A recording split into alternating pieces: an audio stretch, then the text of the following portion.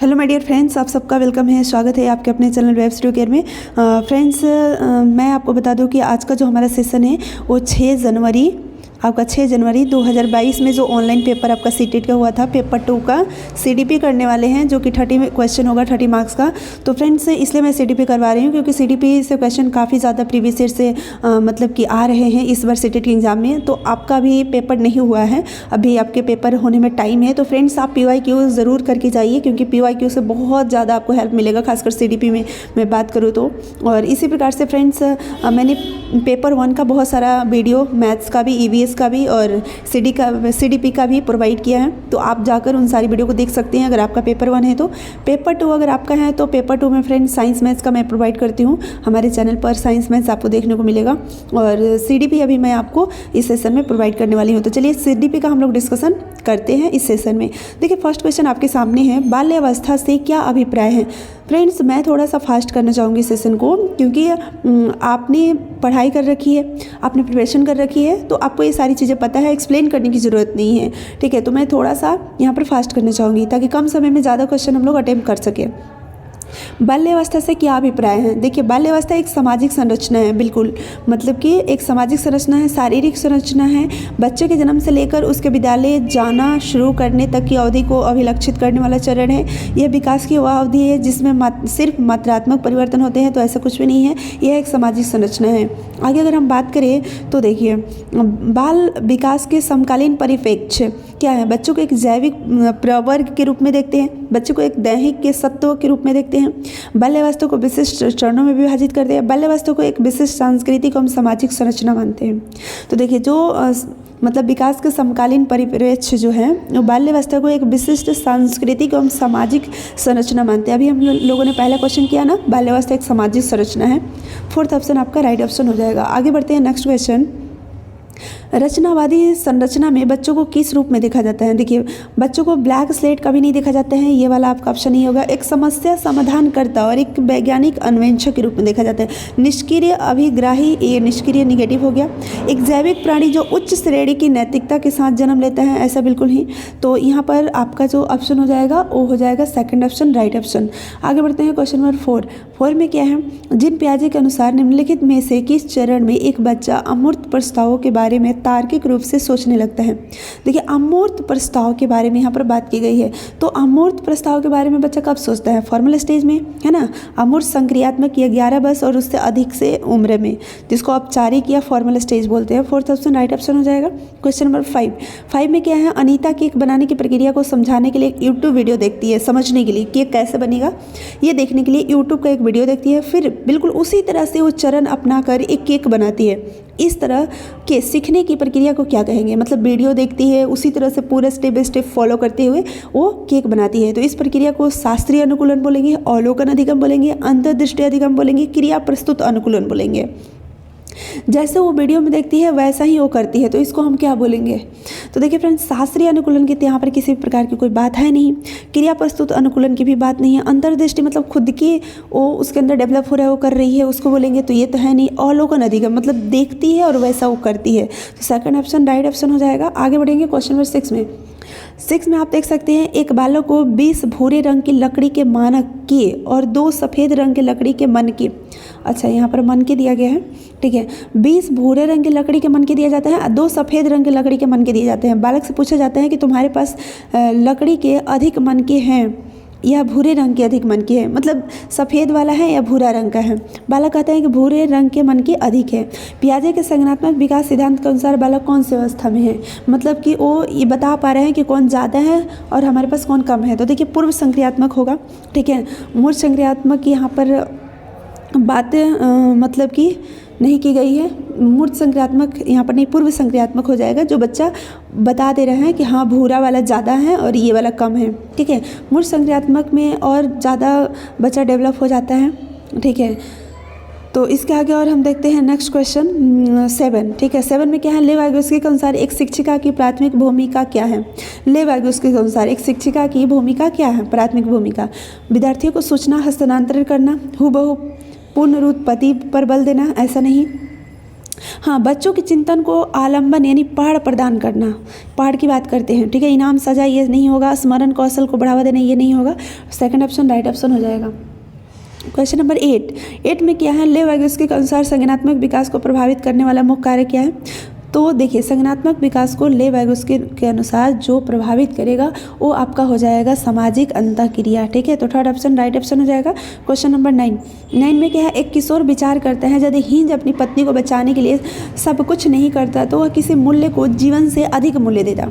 यानी कि हिंज ने अपनी पत्नी को बचाने के लिए चोरी किया, दवाइयाँ चोरी की, है ना, वो महंगी दवाइयाँ थी, उसके पास पैसे नहीं थे तो चोरी कर लिया। तो एक बच्चा बोलता है कि अगर वो ये सब नहीं करता तो मतलब जीवन से ज़्यादा अधिक मूल्य, मतलब मूल्य को देता, है ना। तो सामाजिक व्यवस्था, अनुरक्षण, अभिमुखता, यानी कि यह जो प्रतिक्रिया है बच्चे का, तो नैतिक विकास के किस स्तर को दर्शाता है, ये आपसे पूछा गया है। तो सामाजिक व्यवस्था, अनुरक्षण, अभिमुखता तो बिल्कुल नहीं दर्शाता है, ठीक है। नहीं तो बच्चा इस चीज़ों को मतलब कि ये करता है ना, मतलब समाज के अनुसार, है ना, ये रूल है तो रूल को ही फॉलो करना है। सामाजिक अनुबंधन, अभिमुखता तो ये भी नहीं होगा। अच्छी लड़की, अच्छा लड़का, अभिमुखता।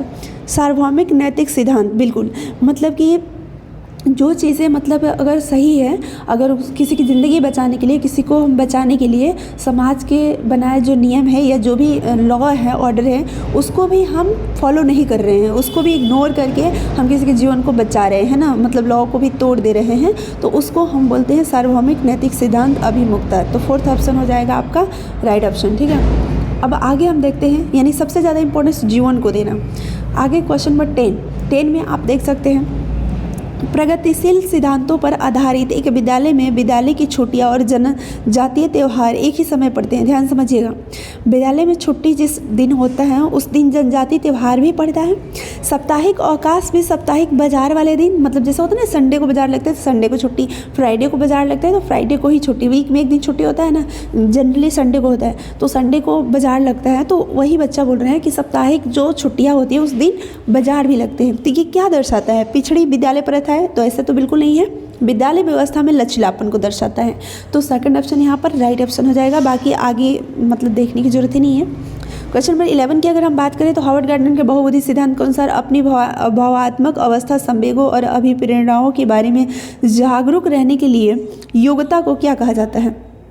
तो देखिए, अपनी भावात्मक अवस्था और संवेग और अभिप्रेरणा के बारे में, तो यहाँ पर आपका हो जाएगा इंट्रापर्सनल इंटेलिजेंस, यानी कि इसका आपका ऑप्शन हो जाएगा फोर्थ ऑप्शन, अंतर व्यक्तिगत बुद्धि। फोर्थ ऑप्शन यानी खुद के बारे में जानना, खुद के विचारों, खुद की मतलब संवेगों को समझना, ठीक है। दूसरों के बारे में अगर रहता है तो अंतरा व्यक्तिगत, देखिए यहाँ पर हिंदी वाला में कन्फ्यूजन हो जाता है, इंग्लिश वाला में क्लियर रहता है। इंट्रापर्सनल खुद के बारे में हो जाता है, इंटरपर्सनल दूसरों के बारे में हो जाता है। आगे बात करते हैं क्वेश्चन नंबर 12 में क्या है, जेंडर स्कीमा सिद्धांत निम्न में से किसकी व्याख्या करता है। बच्चे जेंडर भूमिका कैसे सीखते हैं, ऐसा कुछ नहीं है। विकास के मनोलैंगिक चरण, बड़े समाज में विषमता, परतंत्रता, बच्चों का विपरीत जेंडर अभिभावक के प्रति आकर्षण। यहाँ पर क्या है, जेंडर स्कीमा सिद्धांत निम्न में से किसकी व्याख्या करता है। बच्चे जेंडर भूमिका कैसे सीखते हैं, ठीक है। तो फर्स्ट ऑप्शन आपका हो जाएगा राइट ऑप्शन।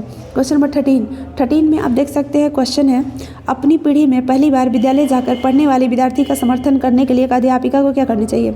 मतलब एक स्टूडेंट है जो अपनी पीढ़ी में पहली बार वो विद्यालय आया है, उसको क्या, टीचर को क्या मतलब हेल्प करनी चाहिए। विद्यार्थी को अध्यापिका से वैतनिक निजी शिक्षण लेने को कहना चाहिए, ऐसा नहीं कि आप मतलब अलग से ट्यूशन लो, ऐसा नहीं। उसे बारंबार विद्यालय अवधि के दौरान अपने आप पढ़ने के लिए घर भेज देना चाहिए, ये तो गलत है। उसे सामाजिक सांस्कृतिक परिवेश को सम्मानजनक महत्व देते हुए क्रियाकलाप तैयार करने चाहिए। उसे एक विशिष्ट विद्यालय में दाखिला नहीं लेकिन भेज देना चाहिए, गलत है। थर्ड ऑप्शन आपका हो जाएगा राइट ऑप्शन। आगे क्वेश्चन नंबर 14 की अगर बात करें तो देखिए 14 में आपका है, राष्ट्रीय शिक्षा नीति 2020 के संदर्भ में आकलन के बारे में निम्न में से कौन सा कथन सही है। एनईपी 2020 योगात्मक आकलन के प्रयोग को प्रोत्साहित करती है। योगात्मक मतलब कि आपका हो गया समेटिव नहीं, समेटिव टेस्ट को नहीं करती है, फॉर्मेटिव को करती है। 2020 मानक परीक्षा, देखिए स्टैंडर्ड यहाँ पर परीक्षा की बात यहाँ पर नहीं करती है, ठीक है, तो ये भी गलत हो जाएगा। एनईपी 2020 विद्यार्थियों का समग्र आकलन प्रस्तावित करती है, जिसमें विभिन्न प्रकार की विधियों जैसे कि पत्र, ध्यान एवं भूमिका निर्वहन को सम्मिलित किया गया हो, बिल्कुल ये थर्ड ऑप्शन आपका राइट ऑप्शन हो जाएगा, ठीक है। उसके बाद फोर्थ ऑप्शन भी आप पढ़ लीजिए, ठीक है। ऐसा शिक्षकों को प्रोत्साहित करती है कि वे विद्यार्थियों के ऐसे प्रगति पत्र बनाए जिसमें उनकी अन्य विधियों से तुलना निगेटिव हो गया, तो थर्ड ऑप्शन ही आपका राइट ऑप्शन है। क्वेश्चन नंबर 15 की बात करें तो निम्न में से कौन सी शिक्षा शास्त्रीय योजना समालोचनात्मक चिंतन में वृद्धि करती है?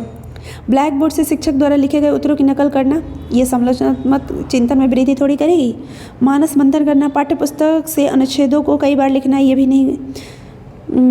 परोक्ष और प्रत्यक्ष निर्देश देना, निर्देश यहाँ पर मतलब कि देना ये सही नहीं है। मानस मंथन करना, ये समालोचनात्मक सोच को या चिंतन में वृद्धि करेगी। सेकंड ऑप्शन राइट ऑप्शन हो जाएगा। क्वेश्चन नंबर 16 में आप देखिए, निम्न में से कौन सा लक्षण प्रतिभाशाली विद्यार्थी में नहीं होता है? नहीं होता है कि पूछा, परिशुद्धता की इच्छा, जानकारी का धीमा अवशोषण, विषय वस्तु की तीव्र समझ और क्षीण उत्सुकता। तो देखिए यहाँ पर आपसे पूछा गया जानकारी का धीमा अवशोषण, मतलब जो भी स्ट्रॉन्ग सेंस ऑफ क्यूरियोसिटी, ये तो सही है, ठीक है। स्लो ऑब्जॉर्प्शन ऑफ इंफॉर्मेशन, मतलब कि किसी भी चीज़ को, किसी भी जानकारी को धीरे धीरे वो समझता है या धीरे धीरे ऑब्जर्व करते हैं, तो ये गलत बात है, ठीक है। तो सेकंड ऑप्शन राइट हो जाएगा, क्योंकि आपसे क्या पूछा गया है, प्रतिभाशाली विद्यार्थी में कौन सा लक्षण नहीं होता है, तो ये लक्षण नहीं होता है। वो जानकारी या किसी भी चीज़ को जल्दी समझते हैं, फास्ट समझते हैं, ठीक है, धीमा नहीं। तो सेकंड ऑप्शन राइट ऑप्शन हो जाएगा। क्वेश्चन नंबर 17 में हमारा क्वेश्चन है, दिव्यांगजन अधिकार अधिनियम 2016 में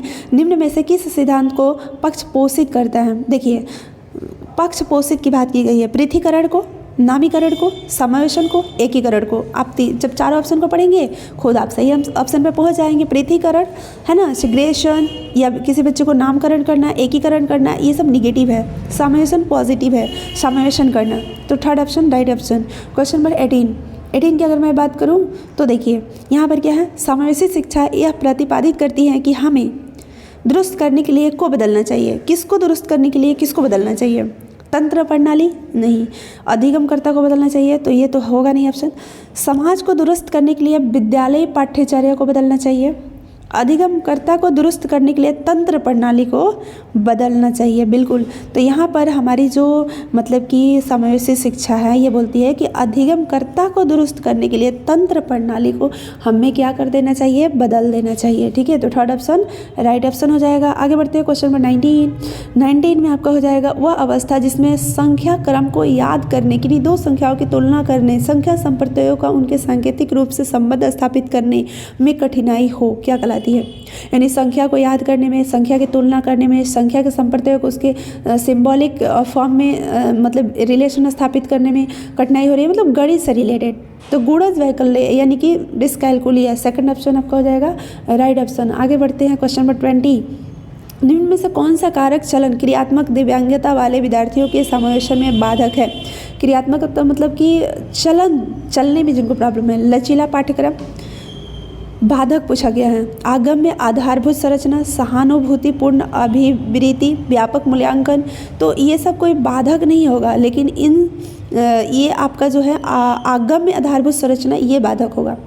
आगम्य आधारभूत संरचना जो होगा वो चलने में जिन बच्चों को प्रॉब्लम हो रहा है ये बाधक बनेगा।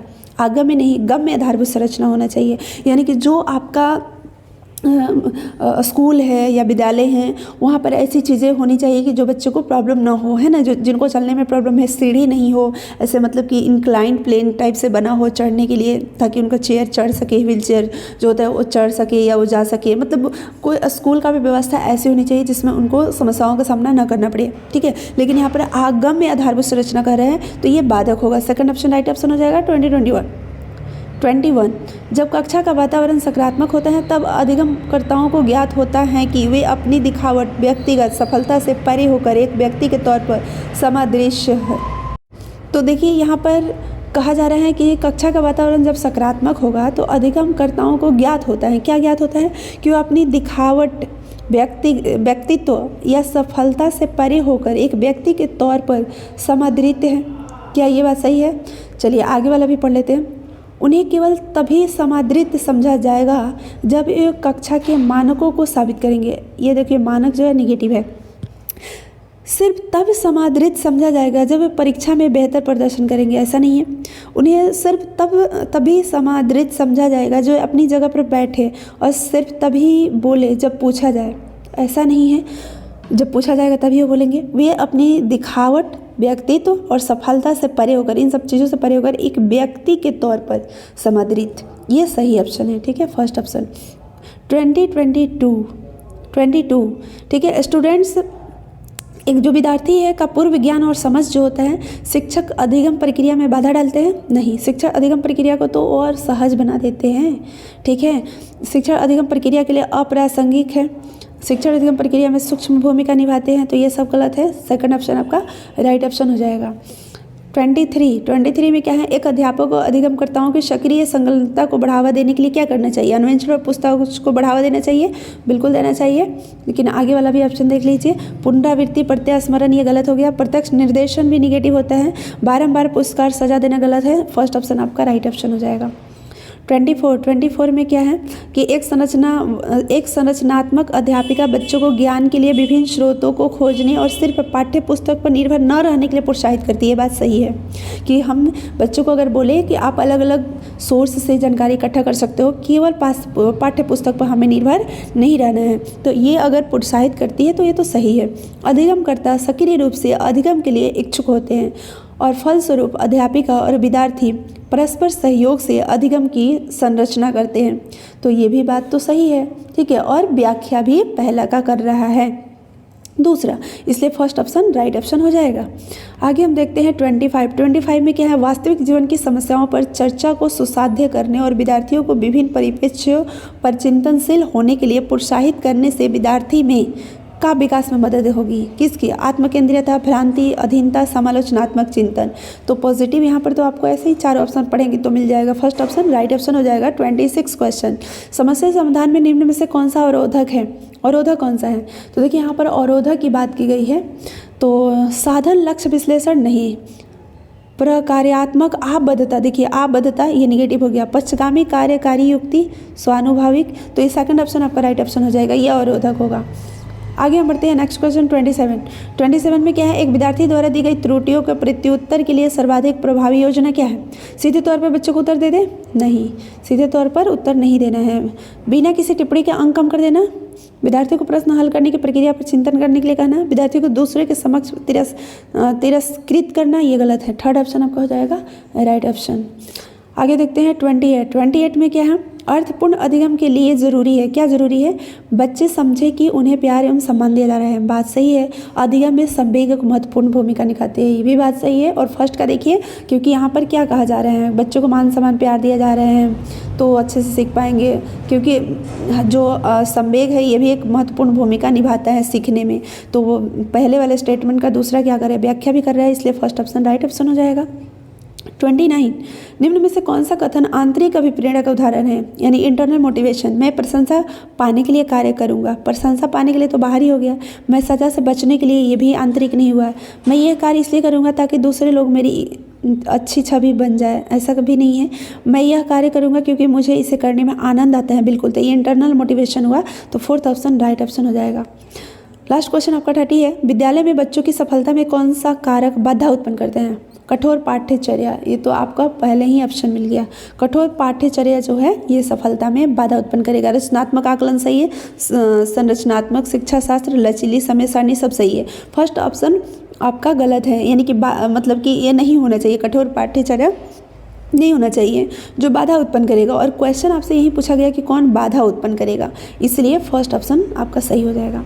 तो यहाँ पर हमने 30 क्वेश्चन 30 मार्क्स का देख लिया CDP का, जो कि 5 जनवरी 2022 में ऑनलाइन जो पेपर आपका हुआ था सीटेट का पेपर 2 का, वो था पेपर। ठीक है, तो फ्रेंड्स इसी प्रकार से और PYQ देखने के लिए चैनल को सब्सक्राइब कर लीजिए, बेल आइकन को प्रेस कर लीजिए। वीडियो पसंद आई होगी तो लाइक शेयर जरूर कर दीजिएगा। फिर मिलते हैं नेक्स्ट वीडियो में, तब तक आप सभी लोगों को thank you, all the best. और जो भी लोगों का एग्जाम आगे होने वाले हैं उनको बेस्ट ऑफ लक बोलना चाहूँगी। Thank you friends, thank you.